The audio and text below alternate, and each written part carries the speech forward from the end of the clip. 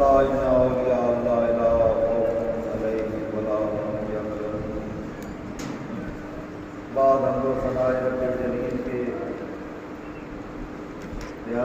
اللہ اس نبی آمد مقرار پہ کہ جو وجہ تقریر کے قائل یا سلام اس مرشد کامل پر جس نے دل کی بے ہمدم سی دھڑکن کو اللہ کے نور سے چلا رکھا ہے۔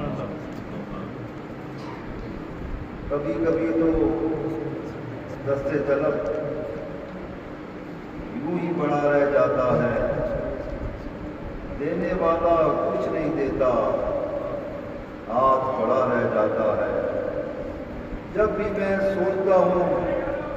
جمع و تفریق کے بعد سب کچھ منفی ہو جاتا ہے، ایک خدا رہ جاتا ہے۔ برادران محترم، عرس مبارک کی اس تقریب سعید میں آئے ہوئے رائے وفا کے ساتھیوں، آپ کے چہروں کو دیکھ کر اس بات کا یقین کامل ہو گیا،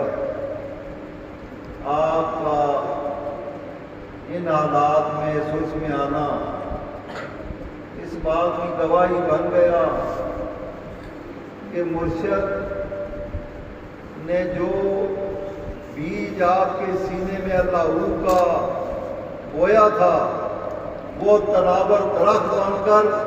اس کی مہک آپ تک نہیں، آپ کی پشتوں تک جا رہی ہے۔ سبحان اللہ، بے شک بے شک۔ یہ وہ لمحے ہیں، حالات کتنے بھی کشیدہ کیوں نہ ہوں، حالات کتنے بھی مختلف سمتوں میں کیوں نہ جا رہے ہوں، چہرہ پر سکون انہی لوگوں کا ہوتا ہے جن پر ان کے مرشد کی نظریں کامل۔ بے شک بے شک۔ سائنس نے جیسے جیسے ترقی کی، سائنس نے جیسی جیسی ایجادات کی، انسان کو اللہ کے قریب کر دیا۔ آج پوری دنیا سمٹ کر ایک چھوٹے سے ڈبے میں جو ہمارے پاکٹ میں ہوتا ہے، پوری دنیا کو سمیٹ کر اس میں رکھ دیا ہے۔ یہاں سے امریکہ کا سفر کتنا ہے، وہاں کا موسم کیسا ہے، وہاں کے لوگ کیسے ہیں، ہندوستان سے لے کر پورا گلوب، پوری دنیا کو سمیٹ کر ایک چھوٹے سے آلے میں رکھ دیا گیا۔ یہاں سے آپ نے اے لکھنا ہے، الف لکھنا ہے، تو چند ساتوں میں امریکہ میں بیٹھا ہوا شخص آپ کی پوری وہ عبارت پڑھ لیتا ہے یہ کیا لکھا ہوا ہے۔ لیکن برادران محترم، یہ تو وہ چیزیں ہیں جو دماغ کی ایجادات ہیں، ناپنے والی چیزیں، محبتیں، اخلاص، دوستی، وفا، یہ ناپی نہ تولی جا سکتی ہیں۔ وقت پڑے تو پتہ چلتا ہے کہ کون شخص کھڑا ہے، تمہارے کندھے کے ساتھ کندھا ملا کے بندہ کون کھڑا ہے۔ آج سائنس کی ترقی کو تو ہم دیکھ رہے ہیں کہ یہ اس نے پوری دنیا کو سمیٹ کر ایک چھوٹے سے آلے میں بند کر دیا ہے، لیکن 1895 میں ایک شخص دربار میں بیٹھا ہوا ہے اور ایک شخص بغداد شریف میں حضرت پیر رضی اللہ تعالیٰ عنہ کے دربار میں بیٹھا ہے، ایسے آنکھیں بند کرتا ہے اور میرے مرشد کامل کی طرف اشارہ کرتے ہیں۔ حضرت شاہ فرماتے ہیں کہ شاہ مقصود، کائنات میں اگر تیرا ہاتھ کسی کے ہاتھ میں ہے تو وہ محمد قاسم چھوڑی۔ سبحان اللہ۔ بیٹھا موڑا شریف میں ہے اور بغداد شریف میں پیران پیر رضی اللہ تعالیٰ عنہ کے دربار میں بیٹھا ہوا شاہ مقصود ایسے آگے بند کرتا ہے اور اشارہ اس کو موڑا شریف کا ہوا۔ کوٹ گلہ اس لیے برادران محترم وہ چل کے آتے ہیں، فرماتے ہیں جب میں دربار میں پہنچا تو کہا بابا جی قاسم نے، بچے تو پہنچ گیا ہے، تیری یہ فیض ہے، یہ لے کے جا اور کوٹ گلہ شریف کے لوگوں میں تقسیم کر۔ سبحان اللہ، بے شک اس لیے یہ قبریں دے کیا رہی ہیں، یہ معاملات کیا ہیں، یہ سلسلے کیا ہیں برادران محترم، یہ وہی سمجھ سکتا ہے، یہ اسی کو پتہ چلے گا جس نے اپنی پریت کو، جس نے اپنی محبتوں کو اللہ اور اس کے رسول کے عشق میں اپنے آپ کو غرق کیا ہوگا، اسے پتہ چلتا ہے یہ قبریں دے کیا رہی ہیں۔ ابھی کچھ دنوں کی بات ہے، ابھی کچھ دنوں کی بات ہے، محسود قبیلے کا ایک بہت بڑا شخص وہ رات کو خواب دیکھ رہا، خواب دیکھتا ہے اور کہتے وہ ایسے خواب دیکھتا ہے، ایک شخص اس کے خواب میں آیا اور کہا، اس شخص نے کہا میرے بچے تیرے دادا نے یہاں سے بہت سارا فیض لے کر وہ گیا ہے اور تو اس کے بعد نہ تیرا باپ اور نہ تو اس جگہ پہ آئے ہو، بتاؤ اب جو تم پر مشکل پڑی ہے اگر تم میرے دربار میں آ کر حاضری دو گے تو اس مشکل سے رب تعالیٰ تمہیں نکالے، اس لیے کہ بہت سارا فیض، بہت سارے معاملات تمہارے ابھی دربار کے ساتھ وابستہ۔ وہ شخص صبح اٹھا، اپنے ڈرائیور کو لیا اور اسے کہا میں اس جگہ پہ گیا نہیں لیکن مری تک تو مجھے پہنچا دے، آگے اس جگہ تک میں تجھے پہنچا دوں۔ بلڈانا میں وہ شخص کھڑا ہوا، وہاں سے وہ سیدھا نیچے اتر کے اس نے اپنی گاڑی ایک سائڈ پہ کھڑی کی، کرنے کے بعد وہ اسی راستے سے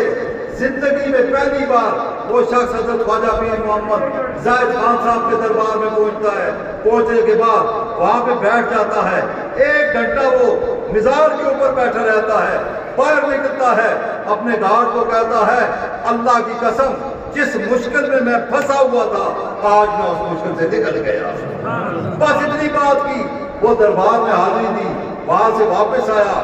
اس نے مجھے بتایا آگے، اس نے کہا جب میں بلڈانا میں پہنچا تھا مجھے فون آ گیا کہ جس کیس میں تمہارے اوپر انکوائری تھی اس سے تم بری ہو گئے ہو، اس لیے کہ تمہارا نام اس لسٹ میں نہیں۔ برادران محترم، یہ ہوتی ہیں بعد مرنے کے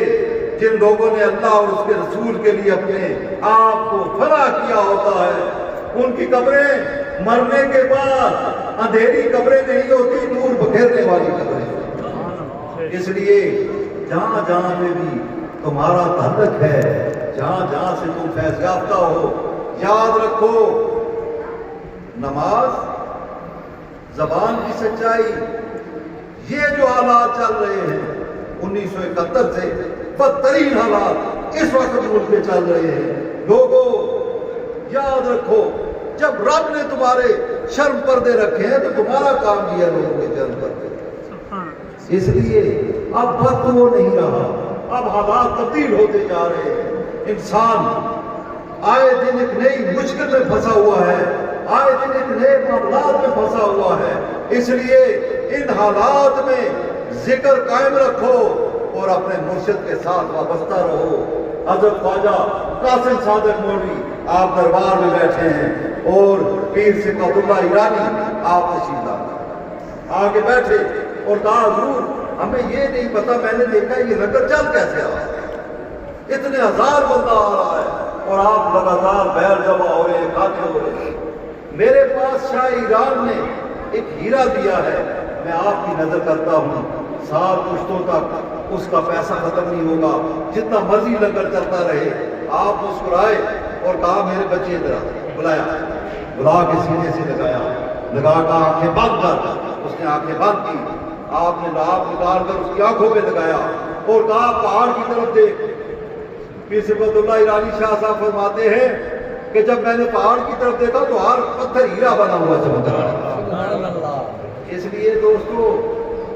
ہماری نظر میں آپ سب دربار الجماعت کی ہیرے، رب تعالیٰ آپ کو اسی طرح چمکتا ہوا رکھے، صرف رابطے مسلسل رہنے چاہیے۔ خلیفہ حسن صاحب، سعید صاحب، عبدالغفور جاوید صاحب، نثار صاحب، فرید صاحب، صدیق صاحب، صادق صاحب، نام انگلینڈ میں بچے اس وقت بیٹھے ہوئے دیکھ رہے ہیں ہمیں، رب تعالیٰ سب کی حاضری قبول فرمائے، رب تعالیٰ آپ کے لنگر قیامت تک جاری فرمائے، اس دعا کے ساتھ کہ یہاں پہ میں دورے نہیں کرتا، سب حضرات کو پتہ ہے، یہاں پہ یہ کہتے ہیں اگر میں دوروں پہ چلتا ہوں تو 1.5 مہینے میرے دورے ہی نہ ختم ہوں، لیکن مجھے یہ یقین کامل ہے کہ جو جماعت جہاں پہ کام کر رہی ہے وہ خوبصورتی سے کر رہی ہے، اس لیے اپنی جماعت کے ساتھ وابستہ، ذکر کے ساتھ اپنے آپ کو وابستہ رکھو، نماز کے ساتھ وابستہ رکھو، مسجدوں کو آباد کرو، زبان سچی ولایت کی نشانی ہے۔ رب تعالیٰ میری اور آپ کی حاضری اپنی بارگاہ میں قبول و منظور فرمائے اور آپ کو یہاں سے قبول کر کے لے کے جائے۔ وما علینا الا البلاغ المبین۔